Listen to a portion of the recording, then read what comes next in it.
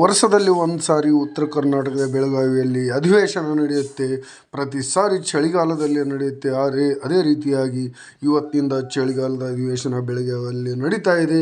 ಈ ಅಧಿವೇಶನದಲ್ಲಿ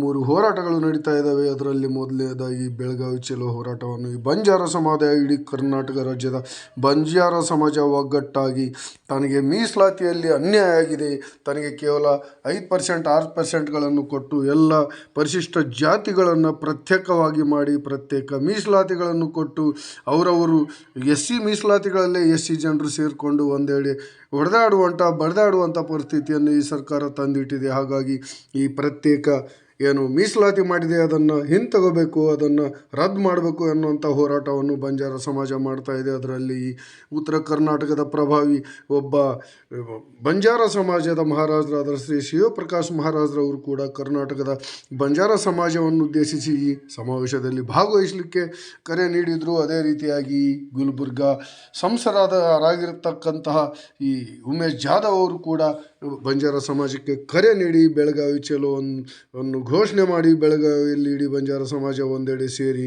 ಈ ಮೀಸಲಾತಿಯ ವಿರುದ್ಧ ಹೋರಾಡಲಿಕ್ಕೆ ಕರೆಯನ್ನು ನೀಡಿದ್ರು ಅಂತಲೇ ಹೇಳ್ಬೋದು ವೀಕ್ಷಕರೇ. ಇಲ್ಲಿ ಬಂಜಾರ ಸಮಾಜ ಒಂದಾಗಿ ಹೋರಾಡಲಿ ಅಂತ ಆಶೆ ಮಾಡ್ತಾ ನಂತರದಲ್ಲಿ ಒಂದು ದೊಡ್ಡ ಮಟ್ಟದ ಹೋರಾಟ ನಡೀತಾ ಇದೆ ರಾಜು ಕಾಗೆ ನೇತೃತ್ವದಲ್ಲಿ. ಅದೇನಪ್ಪ ಅಂದರೆ ಪ್ರತ್ಯೇಕ ಉತ್ತರ ಕರ್ನಾಟಕ ರಾಜ್ಯದ ನಿರ್ಮಾಣಕ್ಕಾಗಿ ಬಹಳ ದಿನಗಳಿಂದ ಬಹಳ ವರ್ಷಗಳಿಂದ ಹೋರಾಡ್ತಾ ಇದ್ದಾರೆ. ಅದೇ ರೀತಿಯಾಗಿ ಇವತ್ತು ಅಧಿವೇಶನದಲ್ಲಿ ಹೊರಗಡೆ ದೊಡ್ಡ ಮಟ್ಟದ ಪ್ರತಿಭಟನೆ ಹಾಗೂ ಒಳಗಡೆನೂ ರಾಜು ಕಾಗೆ ಅವರು ಒಂದು ಪ್ರತ್ಯೇಕ ರಾಜ್ಯಕ್ಕಾಗಿ ಒಂದು ಹೋರಾಟವನ್ನು ಮಾಡ್ತಾ ಇದ್ದಾರೆ. ಅದಕ್ಕಾಗಿ ಇವತ್ತು ಕರ್ನಾಟಕ ರಾಜ್ಯದಲ್ಲಿ ಆ ಜನ ಕೂಡ ಒಂದಾಗಿ ಅಲ್ಲಿ ಮೇಳೈಸಿ ಇವತ್ತು ಹೋರಾಟ ಮಾಡಿದ್ದಾರೆ ಪ್ರತ್ಯೇಕ ರಾಜ್ಯಕ್ಕಾಗಿ ಅಂತಲೇ ಹೇಳ್ಬೋದು. ನಂತರದಲ್ಲಿ ಬರುವಂಥದ್ದು ನೋಡಿ, ಕೊಪ್ಪಳ ಜಿಲ್ಲೆಯ ಒಂದು ಬಹಳ ದಿನಗಳ ಒಂದು ಘರ್ಷಣೆ ಈ ಬಲ್ಡೋಟ ಕಂಪನಿಯ ವಿರುದ್ಧ ಹಾಗೂ ಈ ಕೊಪ್ಪಳ ಜಿಲ್ಲೆಯಲ್ಲಿ ನಡೆಯುತ್ತಿರುವಂಥ ಧೂಳು ಮಿಶ್ರಿತ ಕಾರ್ಖಾನೆಗಳ ಈ ಪರಿಸರ ನಾಶವನ್ನು ಮಾಡ್ತಿರುವಂತಹ ಈ ಕಂಪನಿಗಳ ವಿರುದ್ಧ ಹೋರಾಡ್ತಿರುವಂಥ ಒಂದು ಜಂಟಿ ಕ್ರಿಯಾ ಸಮಿತಿ ಹೋರಾಟ ಮಾಡ್ತಾ ಇದೆ. ಅದು ಬೆಳಗಾವಿ ಚಲೋವನ್ನು ನಿನ್ನೆನೆ ಸ್ಟಾರ್ಟ್ ಮಾಡಿ ಬೆಳಗಾವಿಯಲ್ಲಿ ಇವತ್ತು ಬೀಡ್ಬಿಟ್ಟು ಈ ಬೆಳಗಾವಿಯ ಒಂದು ಅಧಿವೇಶನದಲ್ಲಿ ಪ್ರಭಾವ ಬೀರಲಿಕ್ಕೆ ಪ್ರಯತ್ನ ಮಾಡ್ತಾ ಇದೆ ಅಂತಲೇ ಹೇಳ್ಬೋದು. ಈ ಕೊಪ್ಪಳ ಜಿಲ್ಲೆ ಇರುವಂಥ ಎಲ್ಲ ಕಾರ್ಖಾನೆಗಳ ವಿಸ್ತರಣೆಯನ್ನಾಗಲಿ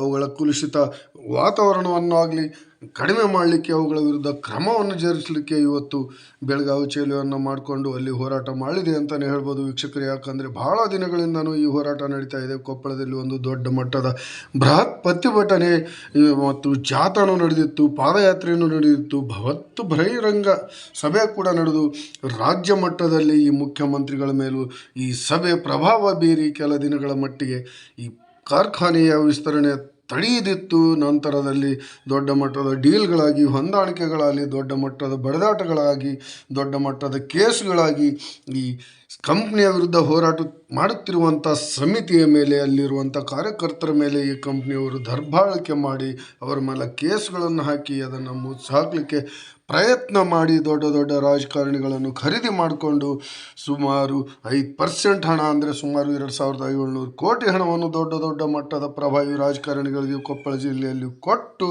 ತನ್ನ ಕಂಪ್ನಿಗಳನ್ನು ಮತ್ತಷ್ಟು ವಿಸ್ತೀರ್ಣ ಮಾಡಿ ಕೊಪ್ಪಳ ಜಿಲ್ಲೆಯನ್ನು ಹೊಗೆ ಮಿಶ್ರಿತವನ್ನಾಗಿ ಮಾಡಿ ವಾತಾವರಣವನ್ನು ಕಲುಷಿತ ಮಾಡಿ ರಸ್ತೆಗಳನ್ನು, ಊರುಗಳನ್ನು, ಇಡೀ ಕೊಪ್ಪಳ ನಗರವನ್ನೇ ಸುತ್ತಮುತ್ತಲಿನ ಹಳ್ಳಿಗಳನ್ನು ನುಂಗಲಿಕ್ಕೆ ಪ್ರಯತ್ನ ಮಾಡಿ ಅಲ್ಲಿರುವಂಥ ಒಂದು ಕೆರೆಯನ್ನು ಮುಚ್ಚಿ ಹಾಕಿ ತನ್ನ ಕಬ್ಜಾಕ್ಕೆ ತೆಗೆದುಕೊಂಡು ಅಲ್ಲಿರುವಂಥ ದನಕರುಗಳಿಗೂ ಸಾಯುವ ಪರಿಸ್ಥಿತಿಯನ್ನು ತಂದಿಟ್ಟಿರುವಂಥ ಬಲ್ಡೋಟ, ಕಲ್ಯಾಣಿ, ಹಲವಾರು ಮುಕುಂದ್ ಸೇಮಿ ಹಲವಾರು ಕಂಪ್ನಿಗಳ ವಿರುದ್ಧ ಹೋರಾಟ ಮಾಡ್ತಾ ಇದ್ದಾರೆ ಅಂತಲೇ ಹೇಳ್ಬೋದು ವೀಕ್ಷಕರೇ. ಆದರೆ ಈ ಹೋರಾಟದಲ್ಲಿ ಅಲ್ಲಿನ ರಾಜಕಾರಣಿಗಳು ಸಪೋರ್ಟ್ ಮಾಡಿಲ್ಲ ಅಂತಲೇ ಹೇಳ್ಬೋದು.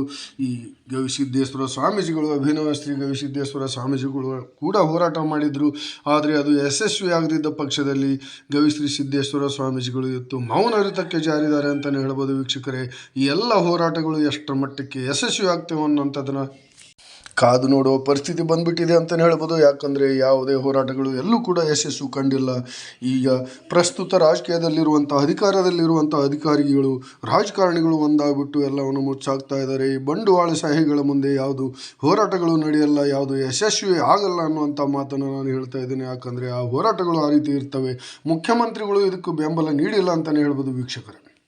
ಪ್ರಮುಖವಾಗಿ ಕೊಪ್ಪಳದ ಬಲ್ಡೋಟ ಕಂಪನಿಯ ವಿರುದ್ಧ ಹೋರಾಡುತ್ತಿರುವಂತಹ ಹಲವಾರು ಸಂಘಟನೆಗಳ ಜಂಟಿ ಕ್ರಿಯಾ ಸಮಿತಿಗಳಿಗೆ ಯಾವುದೇ ರೀತಿಯ ಈ ದೊಡ್ಡ ಮಟ್ಟದ ಬಂಡವಾಳಶಾಹಿಗಳು ಬಗ್ಗಿಲ್ಲ ಮತ್ತು ಮುಖ್ಯಮಂತ್ರಿಗಳ ಮಟ್ಟದ ದೊಡ್ಡ ಮಟ್ಟದ ಸಚಿವರು ಕೂಡ ಇವತ್ತು ಈ ಹೋರಾಟಕ್ಕೆ ಬೆಂಬಲವನ್ನು ನೀಡಿಲ್ಲ. ಹಾಗಾಗಿ ಇದು ಯಶಸ್ಸು ಕಂಡಿಲ್ಲ ಅಂತಲೇ ಹೇಳ್ಬೋದು ವೀಕ್ಷಕರೇ.